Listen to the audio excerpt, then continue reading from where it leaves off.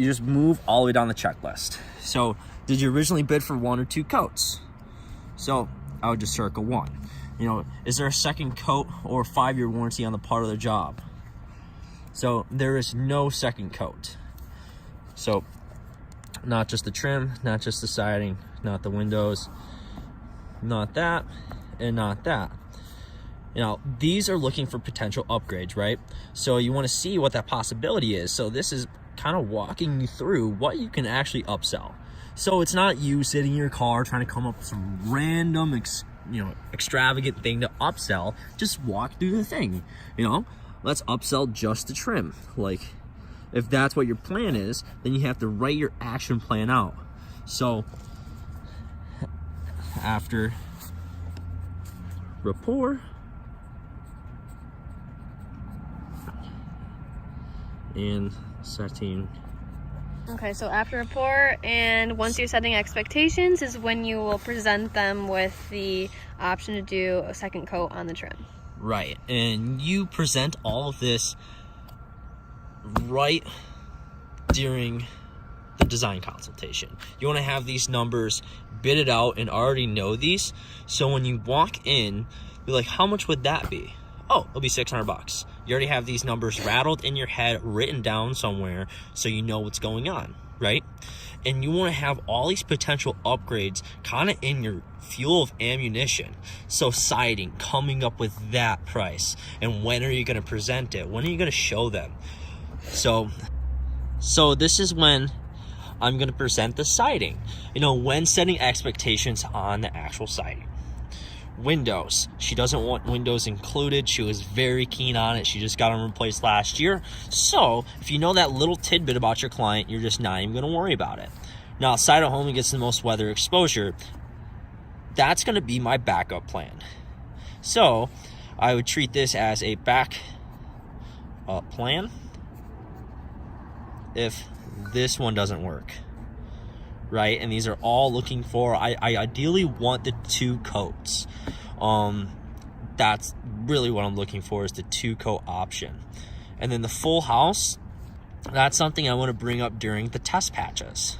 And the test patches are already put on. That's the first thing I do whenever I go over to a house, is put on the test patches so they're dried really well before I even show the client. You want to show the client the test patches right at the end. Now, is there an upgrade and paint option? This is where you can see what the difference is between super paint and duration for clients. But however, this client we're going with is already an Emerald, top of the line, best paints. Power wash. This client does not have a Mold Avenger power wash, and this is where you got to be ethical in sales. If she really needs a Mold Avenger power wash and it just wasn't included in the beginning, then you could throw in a Mold Avenger power wash. But however, this client's home, it's not that dirty. Like, I'll be honest, it's not that dirty. But if something is, or it's very heavy, has very heavy mildew on it, you want to include this. But I'm just going to go no with that. And, where are some areas that can be added? There's no garage on this home. The deck, we actually already got that included. Added is actually the front porch railings. So now you're going into, what kind of paint was discussed during the estimate. Was there an upgrade? It's kind of, redundant a little bit, right? So she's already going with the Emerald, check, and she's going with deckscapes on the deck. What sheen will she be wanting? So, in this case, I always go with a flat sheen, especially with exterior projects. And the reason for that is it's going to hide a lot of imperfections. And guess what? We're going to train you to not have any touch-ups once the job is done. But I guarantee you, for your first job, you're going to have some touch-ups. And a flat is very good for having, touch-ups really blend in with the siding after the paint's dry. So go with a flat. However, satin, you can use these for shutters and front doors. I've done this with shutters and front doors. They look very awesome. This just makes it look a lot more shinier than the flat and really makes the doors or shutters pop from the house. So definitely going to recommend that to the client. Now, what color will we be using? This is where the test patch, the siding is brown, and then the eaves and fascia trim are going to be white. Doors and shutters, they're actually going to be blue. Now, basically when you initial it off on the contract, it's very simple. When you have your contract, you're going to go to the top here. You're going to write the Sherwin SW number. After you write the SW number in the contract, you're going to have the client initial right next to it. And if it's color match, you're going to write match, and you're going to have them initial right next to it as well. So this is the list for referrals.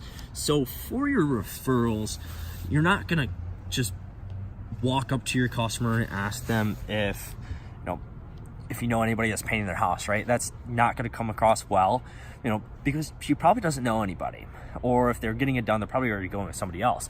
So ask them, do you know of anybody that needs a paint job this year, or you think needs a paint job this year? So you get people that she might not have on the top of her head, but she might dig into a little bit. And also you can give them there's an actual piece of paper. It's in your client manual. It's right in the back, customer survey. Give them that piece of paper and just have them fill out a survey for their experience from when you first knocked on their door in February. Give them that pitch while you're freezing your ass off till now, just how the customer service has been. And then there's a spot right there for referrals. Now walking over to the next page here, this is really diving down into the start date and timing, when they want to go. Due to rain weather conditions, we can't promise anything more specific. We will contact you in a few weeks prior to give you your preferred start time. This is really promising your client no date during the design consultation. Your clients are going to be looking for a date. However, you have to make them realize that you have a bunch of other clients getting production done right now. It's a very heavy time of your season, and you can't give them a date due to weather and rain delays. This is going over expectations to be set on the job. This goes over, the prep work.